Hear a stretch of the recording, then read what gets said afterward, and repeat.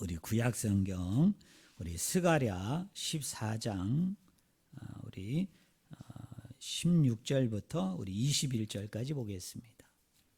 우리 스가랴서 14장 우리 16절부터 우리 21절까지 봅니다.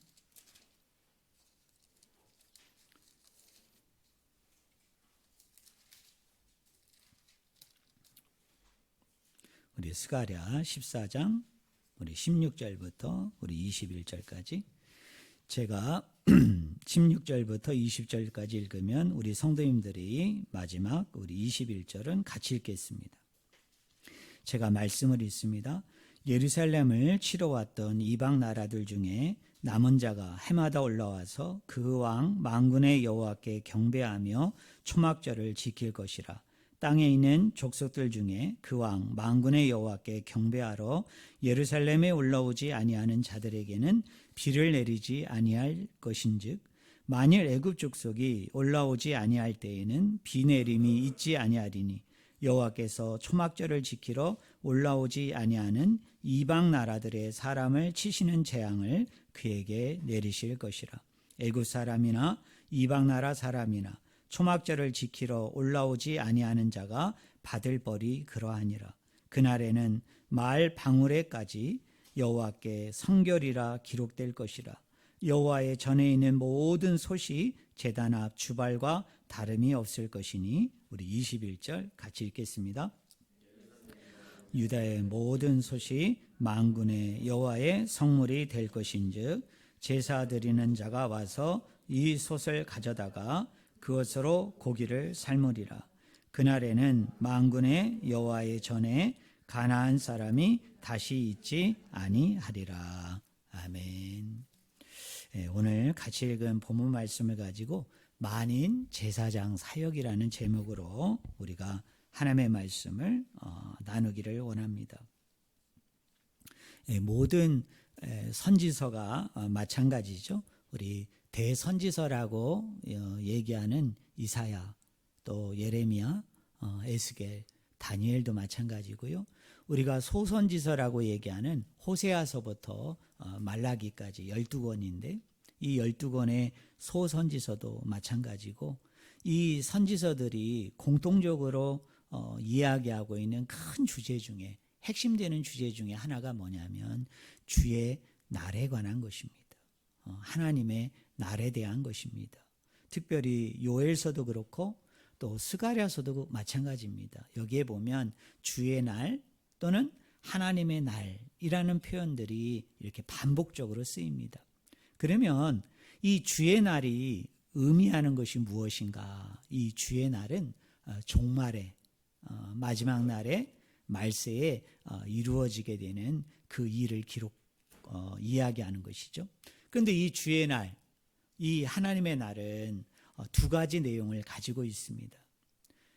여러분들이 쉽게 이렇게 이해하면 돼요. 여러분 종말에 두 종류의 사람이 여러분 있지 않겠습니까?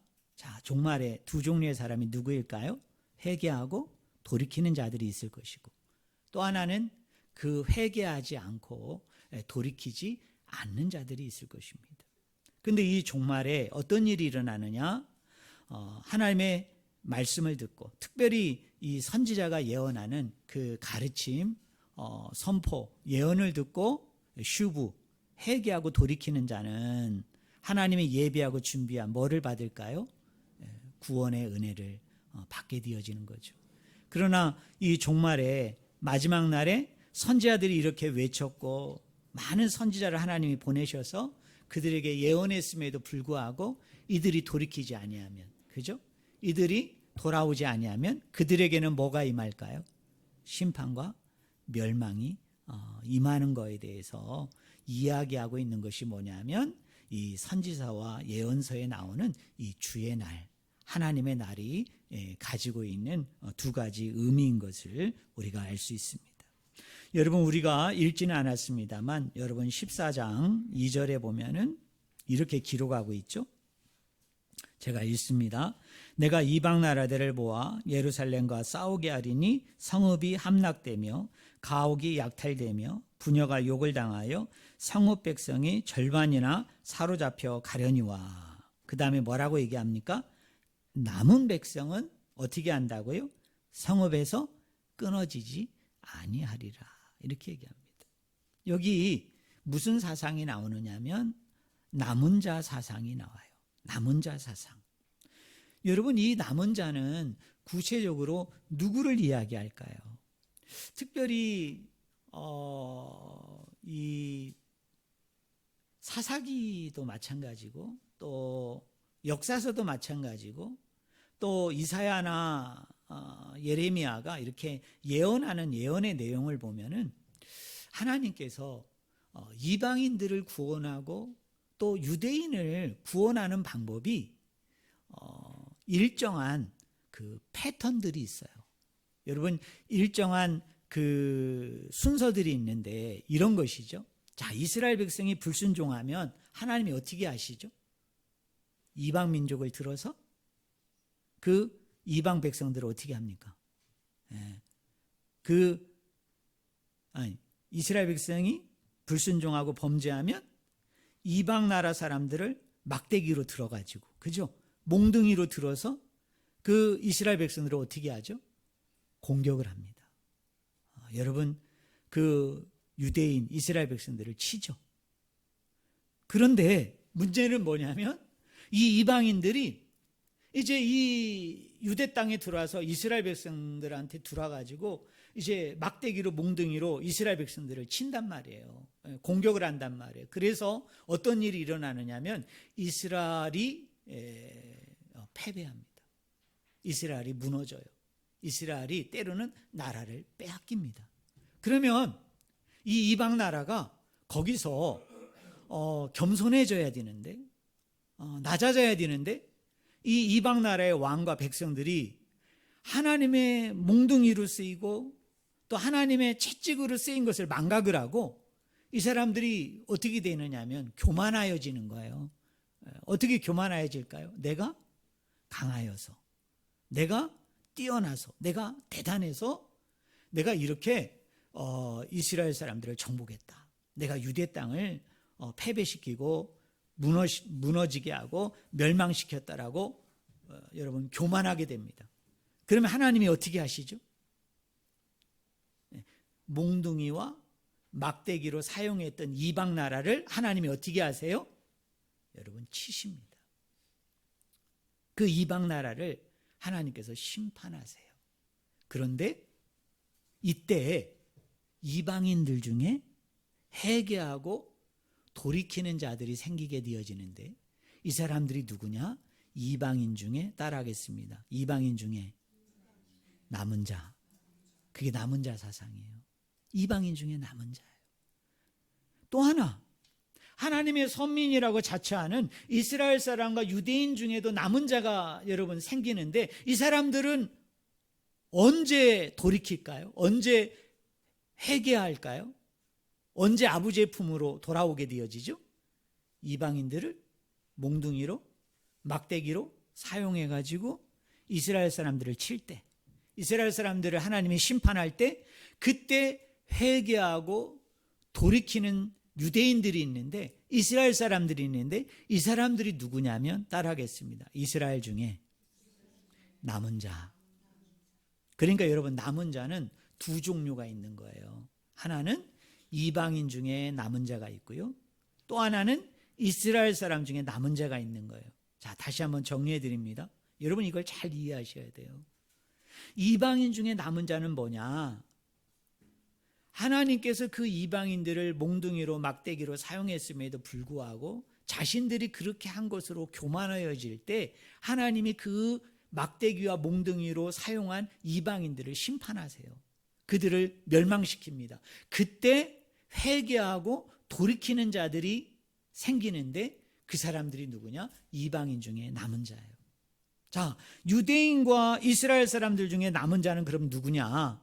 이방인을 도구로 삼아서 몽둥이로 삼아서 막대기로 삼아서 유대인들을 갖다가 하나님이 심판하시는데 하나님이 그들을 멸망시키는데 그때 회개하고 돌이키는 하나님의 백성이 생기는데 회개하고 돌이키는 유대인, 이스라엘 사람들이 생기는데 이 사람들이 누구라고요? 이스라엘 중에 남은 자라는 거예요. 그런데 이 스가랴서 14장을 보면요, 이방인의 남은 자와 유대인의 남은 자들이 말일이 되어지면, 종말의 때가 되어지면 이 사람들이 다 한 곳에 모인다는 거예요. 여러분 어디에 모일까요? 네, 예루살렘 시온에 모인다는 겁니다. 그래서 그 시온에서 이 사람들이 어떻게 할까요? 하나님을 송축하고 하나님을 예배하고 하나님을 높이는데, 스가랴서 14장은 그때 그 절기가 언제냐? 따라하겠습니다. 초막절. 네, 초막절날. 자, 이스라엘 백성들은 유월절이 되어지고 또 오순절이 되어지고 초막절이 되어지면 이스라엘 백성들은 디아스포라 유대인, 즉 이스라엘 땅 밖에 있는 사람은 물리적으로 예루살렘 시온에 오는 것이 불가능해요. 그러나 예루살렘 경내에 있는 사람들, 예루살렘 그 안에 머무는 사람들은 이 유대인의 3대 절기가 되어지면 다 시온으로 순례 여행을 떠납니다. 여러분 예루살렘으로 다 순례 여행을 와서 그 사람들이 뭐를 해요? 하나님 앞에 정성껏 준비한 희생 제사를 드려요.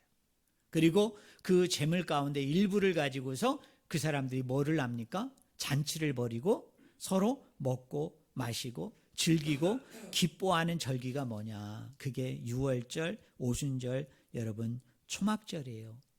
그런데 스가랴서 14장은 뭐라고 얘기하느냐? 말일이 되고 종말이 되어지면, 자, 초막절날 많은 사람들이 시온으로 이 순례 여행을 떠나는데, 자, 시온으로 예루살렘으로 순례 여행을 떠나는데, 이때 종말의 마지막 날에 이 초막절에 이 순례 행사에 참여하는 사람들이 누구냐? 남은 자예요. 자, 남은 자는 두 종류의 남은 자가 있다고 그랬죠. 누굽니까? 이스라엘 중에 남은 자, 또 하나는 이방인들 중에 남은 자들이 그 초막절 행사에 참여해서 그곳에서 마음껏 하나님을 예배하고 하나님을 찬양하게 되어지는 그런 놀라운 회복이 일어나게 되어질 것이다 라고 예언하고 있는 본문이 뭐냐? 그것이 바로 여러분 스가랴서 14장이에요. 그러면서 여러분 20절을 보세요. 20절. 자, 그때 어떤 일이 일어나느냐? 우리 20절 같이 읽겠습니다. 준비 시작. 그날에는 말 방울에까지 여호와께 성결이라 기록될 것이라. 예, 여기까지. 자, 저를 보세요. 자, 그날에는, 그날이 무슨 날일까요? 종말의 날이에요. 말세의 날이에요. 근데 스가랴서 14장에서는 이 날이 무슨 날이냐? 종말에 있을, 마지막 날에 있을 초막절이에요. 근데 이 초막절에 여러분 누가 참여한다고 그랬어요? 두 종류의 남은 자들이 참여한다고 그랬죠. 자, 두 종류의 남은 자가 누구라고 그랬어요? 유대인의 남은 자들과 이방인의 남은 자들을 이야기해요. 자, 그날에는 뭐에까지? 말 방울에까지. 자, 그 말 방울이 있는데, 자, 말에 방울이 매달려 있는데요, 그 방울에 뭐가 기록되어져 있다는 거예요. 그 방울에 뭐가 기록되어졌다는 거예요? 여호와께 성결이라. 다른 말로 얘기하면 거룩하다. 거룩하다라는 그 글자가 이 말이라는 짐승에게, 이 말이라는 동물에게 말방울이 이 말에게 지금 매달려 있는데, 그 방울에 가만히 이렇게 들여다보니까 그 방울에 글자가 새겨져 있다는 거예요. 그 글자가 뭐냐면 여호와는 거룩하다, 여호와는 성결이다, 이렇게 기록됐다는 것입니다. 여러분, 레위기서 11장에 보면은 하나님께서 유대인들에게 율법을 줄 때 특별히 그 음식을 통한 정결법을 주는데요, 요 레위기 11장에 보면은 부정한 짐승과 부정하지 않은 짐승으로 나누어서, 자, 부정한 짐승은 뭐 하지 말고 먹지 말고, 부정하지 않은 짐승만 뭐 하라고 얘기했죠? 먹으라고 얘기했어요. 그럼 여러분에게 퀴즈를 낼게요. 말은 부정한 짐승일까요? 부정하지 않은 짐승에 속할까요? 여러분, 가축 중에 육식동물 중에 부정한 것과 부정하지 않은 것을 나눌 때 그 구분, 그 기준이 되는 핵심 내용이 뭐죠? 두 가지예요. 발굽이 있는데 그 발굽이 몇 개 해야 돼요? 네? 2개 해야 돼요. 2개. 네. 여러분 동물을 갖다가 딱 이렇게 발바닥을 뒤집어 보면 발굽이 있단 말이에요. 근데 그 발굽이 양발굽이 돼야 돼요. 양발굽. 양쪽 발굽이 돼야 돼요. 쉽게 얘기하면 발굽이 하나여서는 안 돼. 그 발바닥이 하나여서는 안 된단 말이에요. 뭐예요? 2개로 구분되어 있어야 돼. 2개로 갈라져 있어야 돼. 또 하나는 뭐죠? 뒤새김질을 해야 돼. 뒤새김질. 여러분 참고로 소는 정한 짐승이에요. 여러분 저는 그 발바닥을, 여러분 저는 농촌 출신이기 때문에 제가 발바닥을 봤거든요. 이렇게 2굽으로 갈라져 있어요. 그런데 여러분 소는 위가 몇 개라고 그러죠? 4개라고 얘기해요. 그래서 어떻게 합니까? 이 소는 여러분 볕단을 먹는데 이 볕단을 먹을 때 어떻게 합니까? 계속 뒤새김질해요. 뒤새김질. 그래서 소는 정결한 짐승이기 때문에 소는 먹을 수 있어요. 그리고 하나님 앞에 제물을 드릴 때 특별히 뭐를 드리라고 얘기합니까? 소를 드리라고 얘기하죠. 양을 드리라고 얘기하죠. 염소를 드리라고 얘기하죠. 이런 동물들은 뭐냐면 다 이 2가지 조건을 충족하는 동물들이에요. 그런데 말은요, 여러분 굽이 하나입니다. 굽이 하나예요. 그리고 말은 뒤새김질할까요? 뒤새김질하지 않을까요? 여러분 소하고 똑같은 조식동물이니까 우리 상식으로는 말도 뒤새김질할 것 같은데, 인데 놀라웠게도 말은 뒤새김질을 하지 않습니다. 그럼 레위기 11장으로 얘기하면 제가 여러분에게 쉽게 설명하는 거예요. 이 말은 정한 짐승이에요? 부정한 짐승이에요? 부정한 짐승이에요. 그런데 이 부정한 짐승의 목에 방울이 달려 있는데 그 방울에는 하나님이 뭐라고 글자를 새겨놨다고요? 여호와는 거룩하시다. 여호와는 성결하시다. 다른 말로 얘기하면 이전에는 부정한 자였으나 종말이 되고 말세가 되어지면 하나님이 이 말마저도 뭐하게 만드신다는 거예요?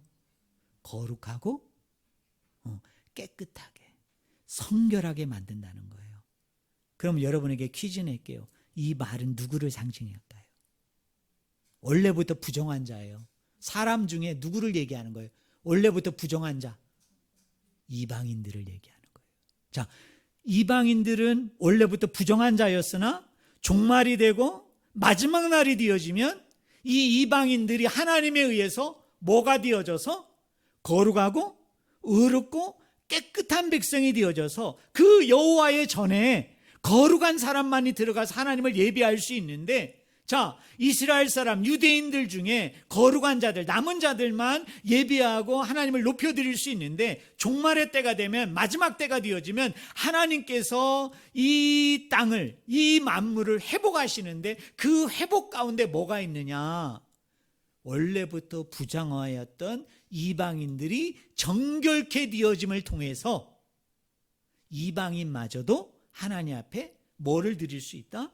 예배할 수 있는, 하나님 앞에 제물을 드리는 그런 일 가운데 참여하게 되어지는 이런 놀라운 일들이 일어나게 되어질 것이다 라고 얘기하는 거예요. 자, 그 다음에 20절 우리 그 뒷부분을 봅시다. 뒷부분. 중반절부터 우리 여호와의 전에, 거기 한번 읽어볼까요? 같이 읽겠습니다. 준비 시작. 여호와의 전에 있는 모든 솥이 제단 앞 주발과 다름이 없을 것이니입니다. 자, 여러분 저를 보세요. 자, 여기 보면 여호와의 전에 마지막 날이 되면, 종말의 때가 되어지면, 자, 두 개의 성전 기구가 있게 되어진다는 거예요. 그 성전 안에. 자, 많은 성전 기구가 있어요. 많은 성전 기구들이 있는데, 특별히 이 스가랴 선지자는 딱 두 개를 끄집어 와가지고 뭐라고 얘기하느냐 하면, 말일이 되어지면, 종말의 때가 되어지면 두 개의 성전 기구가 그 성전 안에 있게 되어진다는 거예요. 첫째는 뭐가 있게 되어진다고 얘기했죠? 따라하겠습니다. 모든 솥. 또 여러분 따라하겠습니다. 주발. 네. 모든 솥과 주발이에요. 여러분, 이 솥하고 주발은 뭐 하는 데 쓰는 걸까요? 성전 안에서. 무슨 기구일까요? 여러분, 고기를 삶는 거예요. 고기를 삶는, 이 쉽게 얘기하면 조리기구예요. 조리기구. 그런데 여러분, 원래 레위기에 보면은, 또 여러분 그 역대서에 보면은 솔로몬이 성전을 건축하고 그 성전에 들어갈 기구들을 쭉 나열하고 이야기할 때 거기에 뭐가 등장하느냐 하면 주발이 나와요. 주발이. 그러니까 성전 안에 원래 고기를 삶던 그 조리기구는, 요리기구는 뭐였다는 거예요?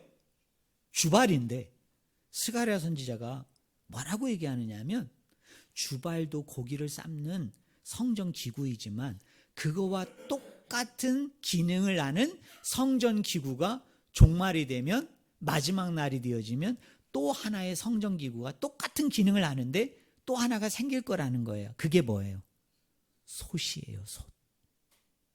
이 솥은 뭐냐면 성전 안에 쓰이는 조리기구, 요리기구가 아니라 성전을 떠나서 일반 사람들이 집에서 뭐 할 때, 고기를 삶아 먹을 때 쓰던 뭡니까? 조리기구? 여러분, 요리기구예요. 그런데 종말이 되고 마지막 때가 되어지면은 일반적으로 쓰였던 이 조리기구와 요리기구가 되는 솥이 마치 뭐와 같이 될 것이다? 주발이 되어질 것이다. 이 이야기예요. 근데 더 충격적이고 놀라운 건 뭔지 아세요? 여러분, 이 주발 안에다가 고기를 삶는 일은 제사장이 할까요? 일반 백성이 할까요? 제사장이 합니다. 제사장이.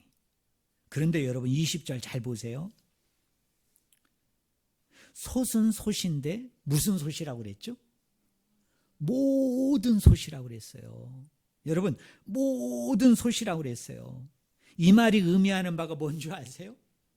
종말이 되고 마지막 날이 되어지면 제사장들이 삶는 이 고기 삶는 일을 제사장만이 아니라 제사장 플러스 누구도 한다는 거예요?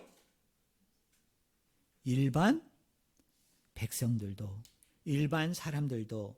스가랴의 맥락에서 보면 이방인 중에 남은 자들, 유대인 중에 남은 자들은 제사장이 아니라 할지라도 이 남은 자는 누구나 다 뭐라고 얘기했어요?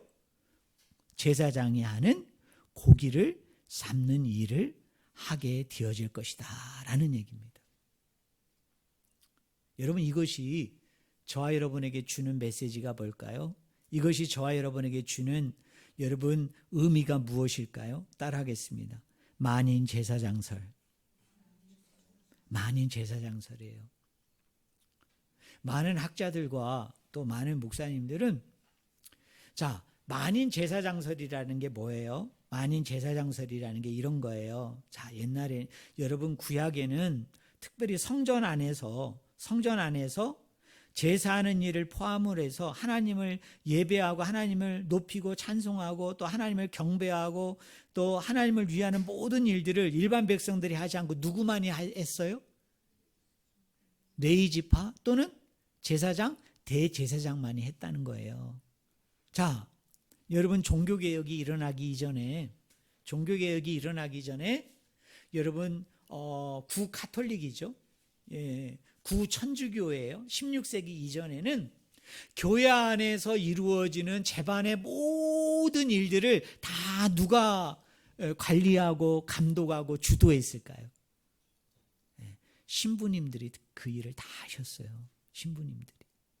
그러다가 이제 프로테스탄트가 그 구 카톨릭에서부터 나와가지고 이제 교회를 세우게 되어지면서 마틴 루터와 존 칼빈이라는 선생이 여러 가지 이론을 얘기했지만 그 중에 하나가 뭐냐면 만인 제사장설이에요.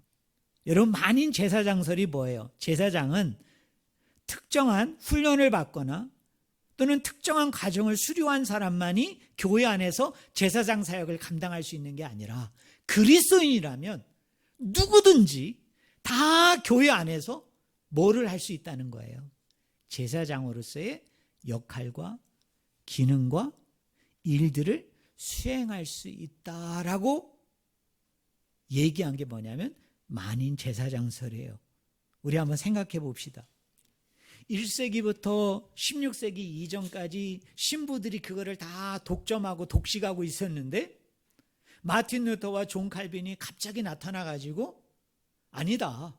만인, 그리스도를 믿는 사람이라면 누구나 다, 그리스도를 믿고 구원받은 사람은 누구나 다 제사장이 될 수 있다라고 얘기했을 때 여러분, 이 신부님들이 그거를 되게 기뻐하고 즐거워하고 정말 옳은 일이다라고 수용했을까요?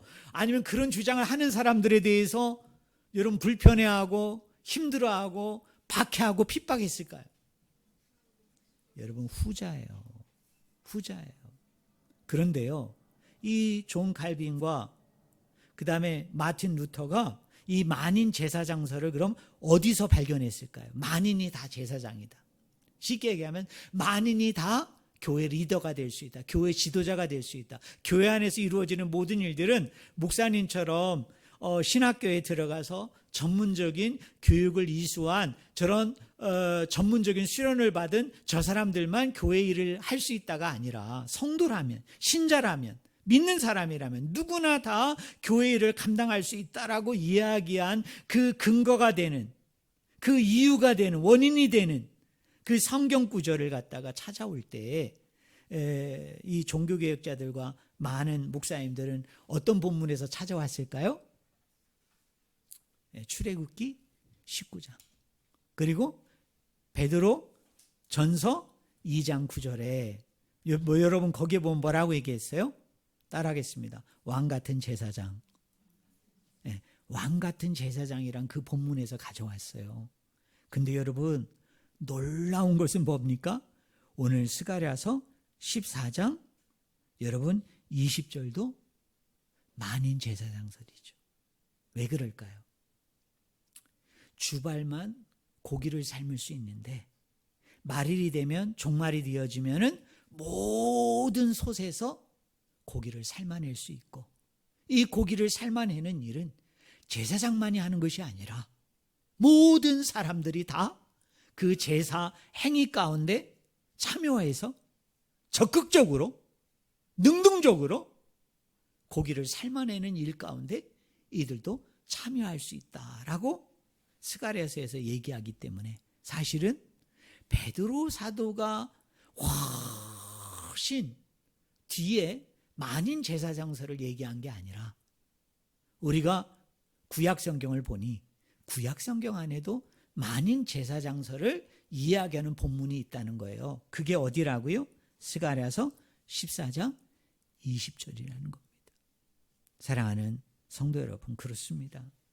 여러분, 교회 안에서 이루어지는 일들, 예를 들자면 예수님의 3대 사역으로 얘기할게요. 가르치고, 예수님 3대 사역이 뭐예요? 가르치고 전파하고 치료하는 거였죠.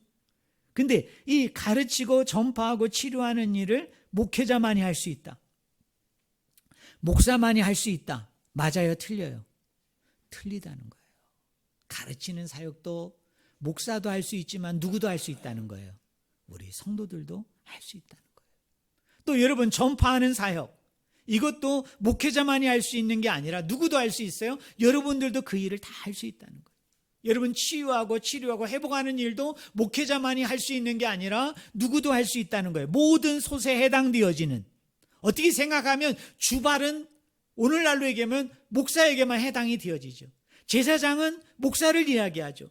그런데 오늘 스가랴서 14장은 뭐라고 얘기하느냐면 모든 솥에서 고기를 삶아낼 수 있고 그 고기를 삶아내는 일은 제사장만이, 레위지파 사람들만이, 대제사장만이 할 수 있는 게 아니라 모든 사람들이 자기가 가져온 솥을 가지고, 자기 집안에 있는 솥을 가지고, 아니 시장에 있는 솥들을 가져다가 누구나 다 여호와 앞에 제사할 때, 예배할 때 고기를 삶아낼 수 있다라고 얘기하는 거예요.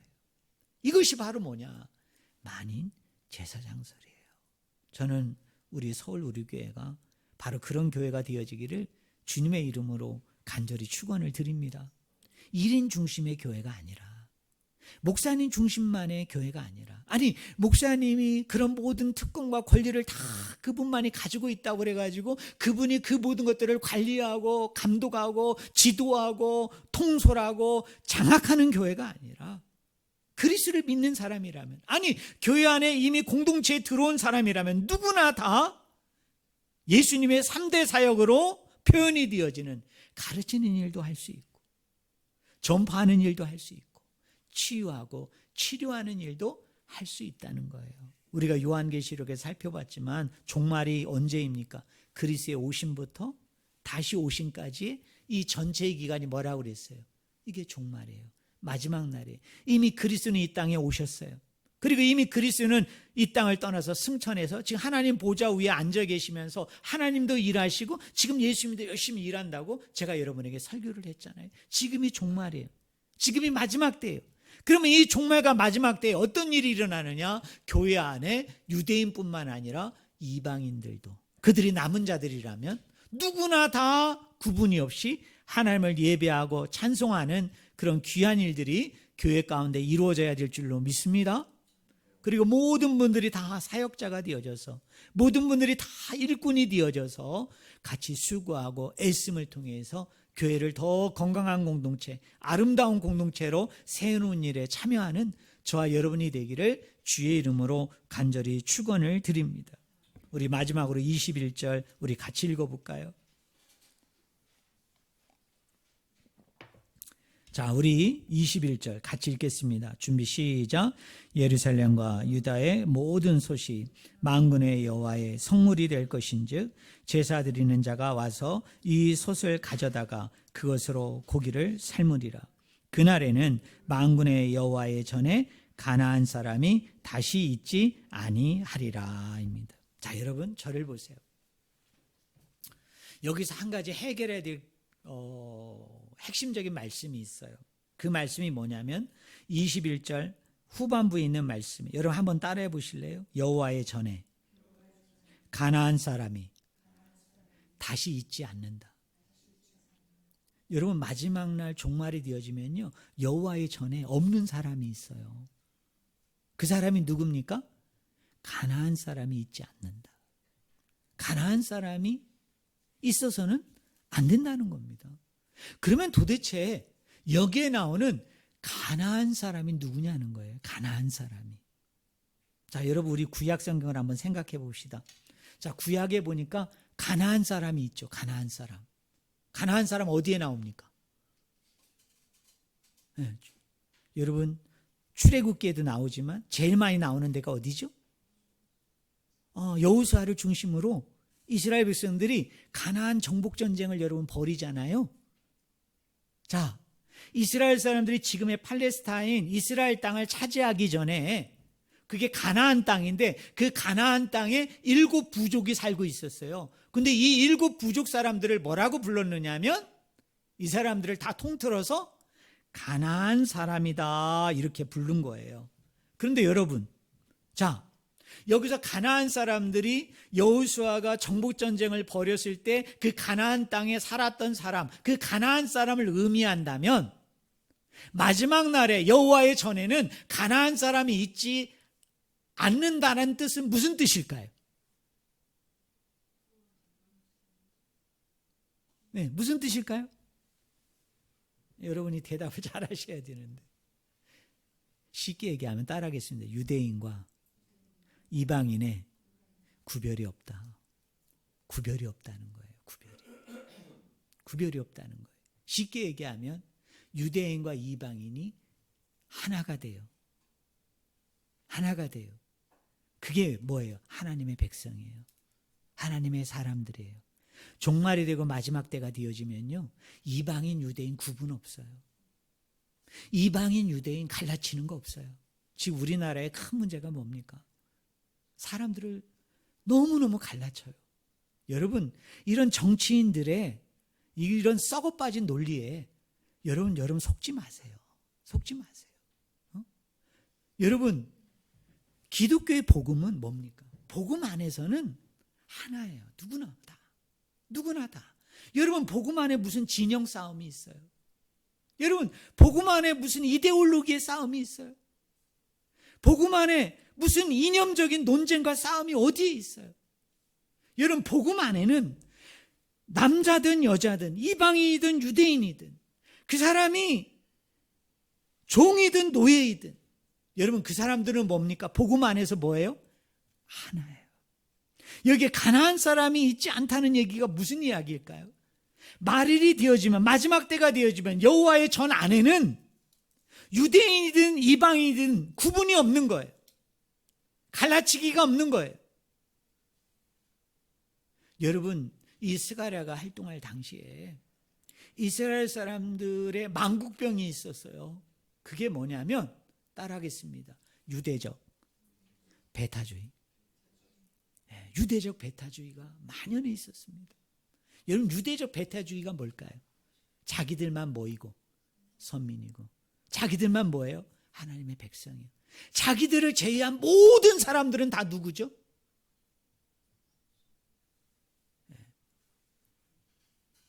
쉽게 얘기하면 하나님이 버린 사람들이에요. 하나님이 포기한 사람들이에요. 더러운 사람들이에요. 유대적 배타주의가 가장 많이 드러나는 성경이 어디냐? 요나서예요. 요나서. 왜 요나가, 여러분, 니느웨로 가라고 그랬는데 왜 다시스로 왜 도망간 거예요? 유대적 배타주의 때문에 그래요. 어떻게 아수르 사람이 회개하고 돌이킬 수 있는가? 어떻게 저 니느웨 사람들이, 저 아수르 사람들이, 아시리아 사람들이 하나님의 긍휼을 통해서, 하나님의 사랑을 통해서 나와 똑같은 하나님의 백성이 된다는 것은, 요나는 철저한 유대적 배타주의를 지향했던 사람이기 때문에 용납이 안 돼요. 용서가 안 돼요. 받아들일 수가 없는 거예요. 여기에 가나안 사람이 종말의 마지막 때에 있지 않다라는 얘기는 유대적 배타주의에 대한 하나님의 정면적인 공격이에요. 마지막 때가 되면, 종말의 때가 되어지면 가나안 사람이 어디에 있어요? 이방인이 어디에 있어요? 유대인이나 이방인이나 다 자기의 솥을 가져와서 그 솥에다가 뭐를 삶는 일을 한다? 고기를 삶는 제사장이 하는 일을 한다. 그게 뭐예요? 그게 21절이에요. 자, 또 하나 가능성이 있어요. 여기 가나안 사람들은 누구를 이야기하느냐? 이 가나안 사람들은 누구를 얘기하느냐면, 여러분 따라하겠습니다. 장사꾼, 상인, 장사꾼, 상인들을 이야기하는 거예요.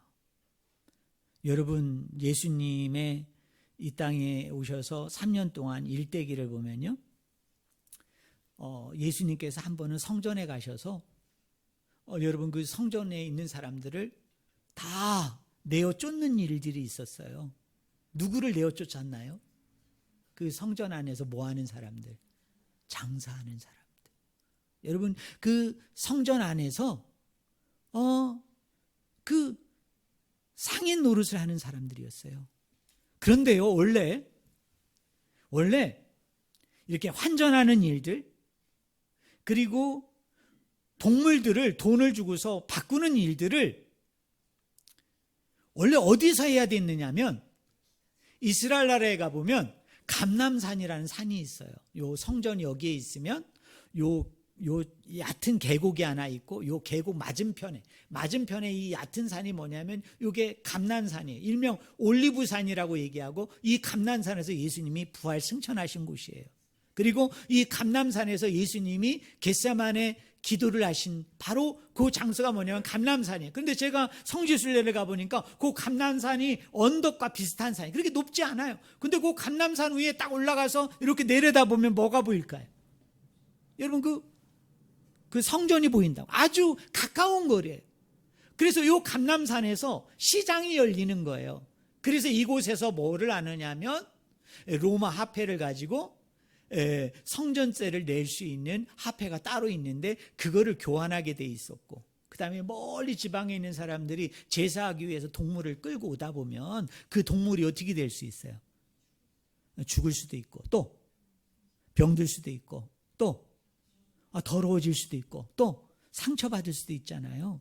근데 하나님께서 제물을 드릴 때 뭐라고 얘기했어요? 탐임, 거룩하고 완전한 제물을 드리라고 그랬는데 더러워진 거를 드릴 수 있어요? 없어요? 없어요. 상처난 걸 드릴 수 있어요? 없어요? 없어요. 죽은 건 더더구나 안 되잖아요. 그러니까 어떻게 하느냐면 요 감람산에서 시장을 열어서 여기서 이렇게 매매하도록 그 편의를 위해서 그걸 하게 한 거예요. 그러니까 이건 잘못은 아니에요. 그런데 이게 예수님 당시에 어디 안으로 들어와 있다? 성전 마당 안으로 들어와 있는 거예요. 여러분, 성전 마당 안에서 장사하게 허락한 사람이 누굴까요? 대제사장이에요. 왜 감람산에서 이루어진 거를 왜 성전 안으로 끌고 들어왔을까요? 사실은요, 감람산에서도 예수님 당시에 그 역사 자료를 보면 감람산에서도 그 시장이 있었어요. 그런데 또 하나의 시장을 대제사장이 성전 안뜰에다 만든 거예요. 근데 놀라운 거는 어디가 더 잘 됐을까요? 당연히 성전 안이 더 잘 되죠. 왜? 성전 안에서 짐승을 사야 그 감람산에서 여기까지 오다가 또 상처나면 어떻게 할 거야? 여러분, 더러워지면 어떻게 할 거야? 그러니까 더 완전한 제물을 드리기 위해서는 성전 안에서 기름지고 그 다음에 아름답고 흠없고 깨끗한 동물을 사서 드리는 게 더 낫다고 생각해서 여기가 더 성황리에 이루어졌는데, 여러분 퀴즈 낼게요. 대제사장이 왜 성전 안뜰로 이걸 가지고 왔을까요? 네. 거기서 장사하는 사람들에게 뭐를 받았을까요? 네. 그 수익에 여러분 n분의 1로 나누는데 역사가의 기록에 의하면 말도 되지 않는 엄청난 돈을 떼는 거예요. 그래서 이 대제사장이 뭐를 축적하기 위한 수단으로? 부를 축적하기 위한 수단인데, 이 부가 만만치 않은 엄청난 거대한 액수였다는 거예요. 그런데 이런 행위가 예수님 당시만 있었던 게 아니라 어느 때에도 있었다? 이 구약에 성전이 지어진 그 시대에도 이런 일들이 성전 안에서 일어나게 되어졌다는 거예요. 그런데 종말이 되고 마지막 때가 되어지면은 이 성전 안에 그런 장사하는 사람들, 여러분 이런 시장을 형성을 해서 막대한 이익과 유익을 얻고자 하는 이러한 타락한 제사장들이 그 성전 안에서 어떻게 하게 되어질 것이다? 사라지게 되어질 것이다. 쉽게 얘기하면 성전이 정화된다는 거예요. 성전이 원래의 기능대로, 원래의 그 본질이 가지고 있는 그 내용대로 어떻게 된다는 거예요? 회복이 되고 치유가 되고 완전한 일이 이루어지는 일이 언제 일어나게 되어질 것이다? 마지막 날에, 종말의 때에 이루어지게 될 것이다. 여러분, 부끄럽습니다만 오늘날 우리 교회는 어떨까요? 오늘 우리 교회는 어떨까요? 정말 교회 안에 정말 유대인과 이방인, 정말 유대적 배타주의로 보면 예수님 당시에 유대인들은 뭐라고 생각했는지 아세요? 이방인은 음녀보다도 더 더러운 사람들로 취급했어요. 이 유대인들이 가지고 있는 이 거룩도라고 이 사람을 거룩의 등급을 매겼어요. 거룩의 등급. 그래서 최고로 거룩한 사람은 당연히 누구일까요? 대제사장과 제사장과 레인이에요. 그래서 이렇게 등급을 막 매겼는데 저 밑바닥에 등급이 누구였느냐면 음녀들이었어요. 여러분 몸을 파는 여자들이었어요. 근데 더 밑에는 누군지 아세요? 그 바로 밑에 이방인들이었어요. 이게 유대적 배타주의였어요. 그런데 여러분 오늘 우리 교회 안에도 정말 그리스도를 믿는 사람이라면, 성도라면 다 만인 제사장이기 때문에 가르치는 일에 있어서, 전파하는 일에 있어서, 여러분 치료하는 일에 있어서 그 은사와 달란트는 조금씩 다를 수는 있지만, 그러나 그 어떤 것도 누군가가 그거를 독점하고, 누군가가 이 사람은 이런 사람이기 때문에 이 사람만 이것을 할 수 있다라고 얘기하는 거는, 그거는 비성경적이에요. 맞지 않아요. 지금 뭐라고 얘기합니까? 주발에만 쌓는 게 아니라 제사 드리러 온 모든 사람들이 자기의 솥으로 고기를 삶는 일들이 일어나게 되어질 것이다. 그게 종말에 일어나는 일이다. 마지막 날에 일어나는 일인데 그 안에 누가 있지 않다? 가난한 사람들이 있지 않다. 적어도 우리 교회는 그런 배타주의 때문에 사람들을 폄훼하고, 여러분 사람들을 갈라치게 하고 나누고, 사람들을 정죄하고 판단하고 업신여기는 일들이 절대로 우리 가운데 일어나지 않기를 주님의 이름으로 간절히 축원을 드립니다. 마지막으로요, 오늘 교회 안에 상인들이 없는가? 여러분 오늘 우리 교회 안에 장사치가 없는가? 제가 구체적으로 누구라고 언급은 안 하겠습니다만, 또 어떤 여러분 부류, 단체를 제가 언급하지는 않겠지만, 여러분 이런 겁니다. 그리스라는 이름을 가지고, 하나님이라는 이름을 가지고, 여러분 교회라는 그 공동체를 이용을 해서 뭔가 그곳에서 어떤 이익을 남기려고 하고, 어떤 수익을 남기려고 하고, 어떤 부를 축적하고 누리려고 하는 자들이 있다면 그 사람은 거짓 선생이에요. 그 사람은 100% 거짓 교사예요. 왜요? 말일이 되어지고 종말의 때가 되어지면 그 여호와의 전 안에는 가난한 사람들이 있지 않다. 가난한 사람들이 있지 않다. 그래서 이 교회 안에는 어떤 매매가 이루어지면 안 돼요.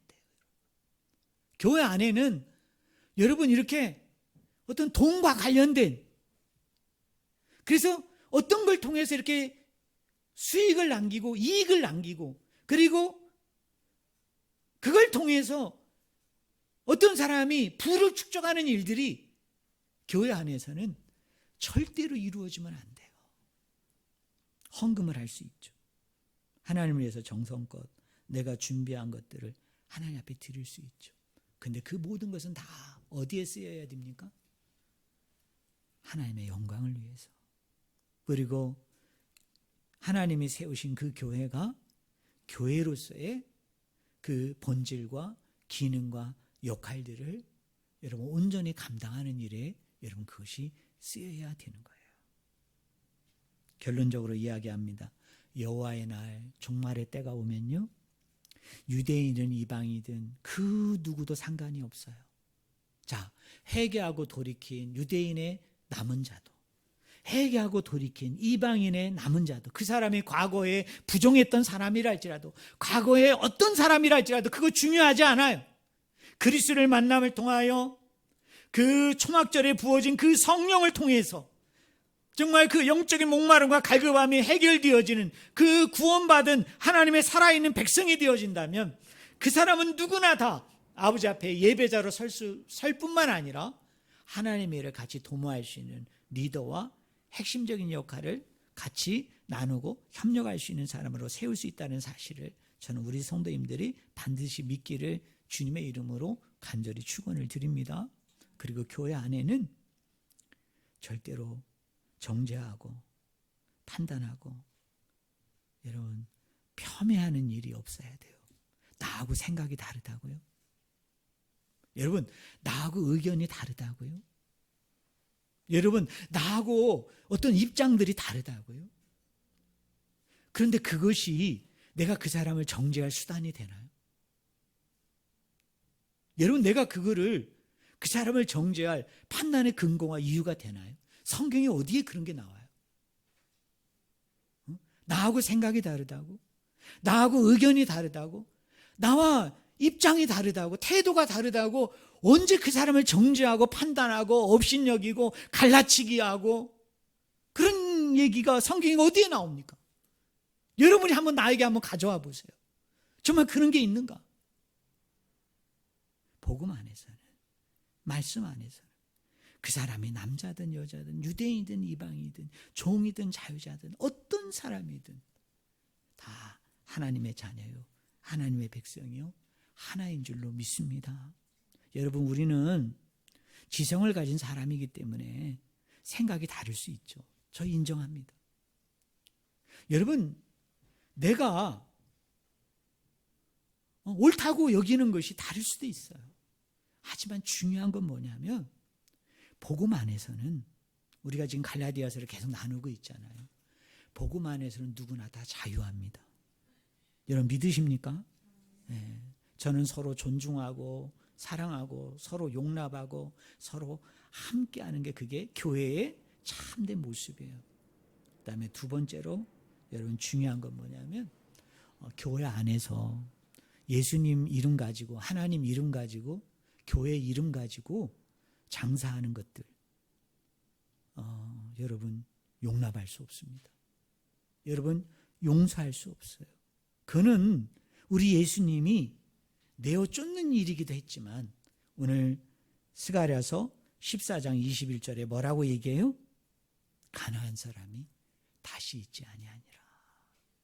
여러분 그런 힘이 있고 그런 여력이 있고 그런 여유가 있으면 가난하고 억눌리고 소외된 사람들을 위해서 더 힘쓰고 더 사용하고 사람을 살리는 일에 더 써야 되지 종교장사하는 사람들이 돼서는 안 돼요. 종교장사를 통해서 어떤 자신의 명분을 세우고 어떤 자신의 어떤 이익을 창출하고 자신의 부를 축적하는 그런 수단과 방법으로 하는 사람이 있다면 여러분 그건 하나님이 정말 가증히 여기는 거예요.